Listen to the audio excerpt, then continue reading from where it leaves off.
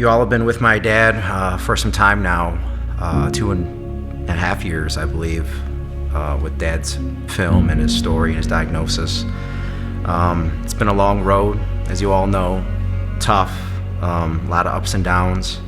You know, we all know, eventually, the inevitable happens, with any health issue, with anyone in general, any human being. Last week, it was a Tuesday, my father had a fever, low grade. He was with my brother, got him some medicine. Next morning, the fever returned. Wednesday afternoon, my brother was telling me he had some breakfast, was doing okay, but he started to develop a little breathing, situation, kind of sounded funny. By 5, 6 p.m. on a Wednesday, he was taken to the hospital.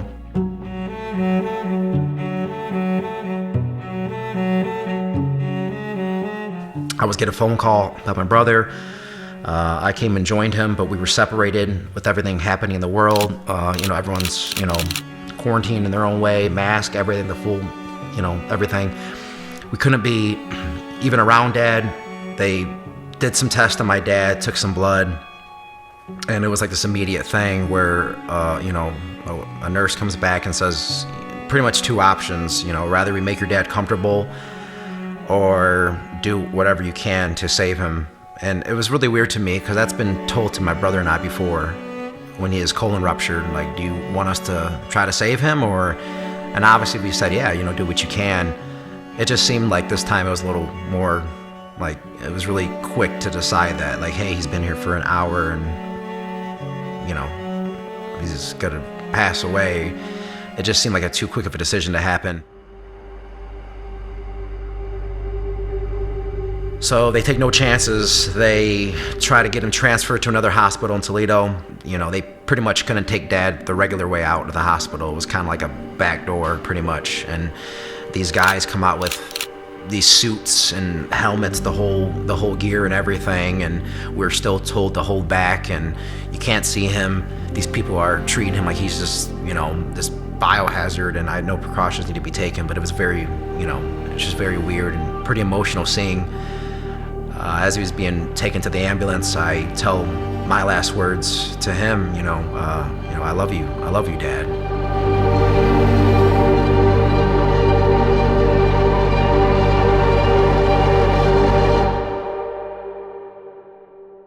My brother goes home that night, I go home that night. A couple hours later, I get a phone call from the place he's quarantined at St. V's, and they ask me, your dad's still not doing well, do you want us to do everything we can? Once again, they ask me, do you want to try to save him? Yes. So me and my brother are talking, we're dealing with the whole scenario, worst case scenario, trying to be optimistic, and at 6:27, I get a phone call in the morning. I put my brother on hold, I pick up the phone, on the other line, and it's the doctor, and he says, hey, this is Ruben. I said, yes, Jose's son, yes. And unfortunately, your father has passed.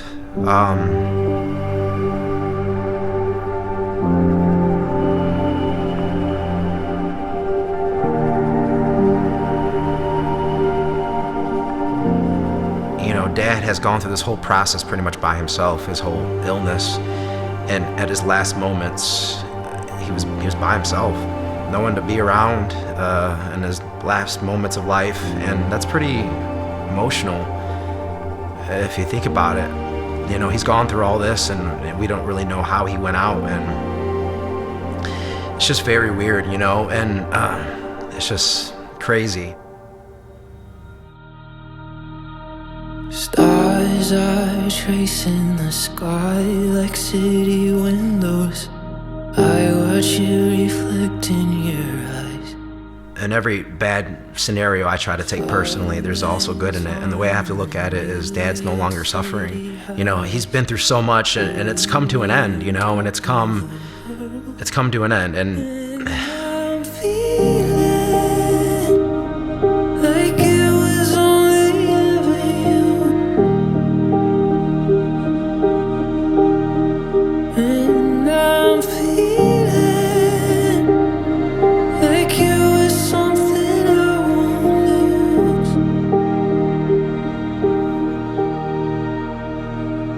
I know with everything, with Dad's death and his story and how much it's touched people, the same thing with his death, I have to look at it in a positive way. It's the same thing with the story. Dad was sick, we've seen it all. We've seen him decline. We've seen him lose his way of this, and how he dresses and how he talks and how he acts and how he couldn't even walk his last year of life. There's positivity in all of that, and what that is I mean that is when I go to places still to this day, and they tell me, hey, I mow my dad's grass now, and because we reconciled, we became good again because of your story. Or, hey, I got in touch with this person because of your dad's story. Or, hey, man, actually, I was hanging out with my kid last week, and we decided to do this because of your story. There's so much positivity that came from Dad's story. And I think that there's, even in death, there's so much beauty in such tragedy. And that's what this is all about. You were a part of me. I swear you'll always be. I swear you'll always be a part of me. There's so much things to take from it and learn from it. And I never would have been the person I've become today without my dad. Yes, it cost him his mind and his body and his life eventually, but so much has come from that in me personally and for my brother. That growth has happened, and this growth was probably not going to happen without something so terrible happening. And I look at it as this thing that he set me up, and he's taught lessons to me, my brother Esteban, that this is not the last time anything terrible is going to happen or hard in life is going to happen, but when it happens, we're so prepared mentally because he's toughened us up and he's prepared us for things in life to do. I owe him everything. Everything that I have in life is because of him, and I'm so confident in everything I do now. It's because of him, and it's because of this crazy long road, and I can't feel too bad for myself because we've had such a long goodbye with him. We got so much film and picture and memories and stories, and Dad doesn't live on through just me or my brother and his grandkids and his family. He lives on through strangers that we've never met, through people that send us packages from across the states because we touched them in this way, we touched them in that way, and with our emotional story. And that's the thing. Pain is so universal. When we all come together and combine our stories, no matter who you are, we all relate to it and to pain in some way because we all experience in it.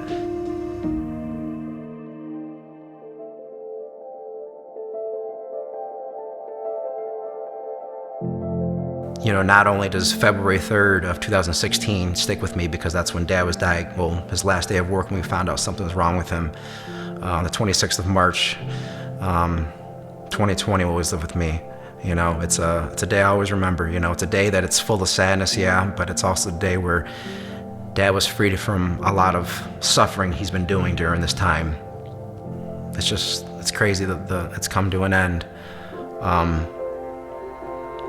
But if he was here, I'd say, I love you, Dad. It's been a long road, and I'm gonna miss you for sure. Your sons are gonna miss you.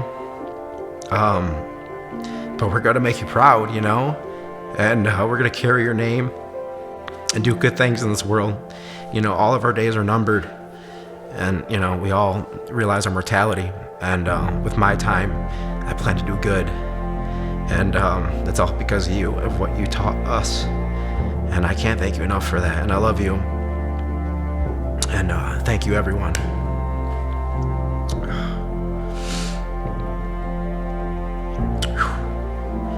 I miss you. I miss you.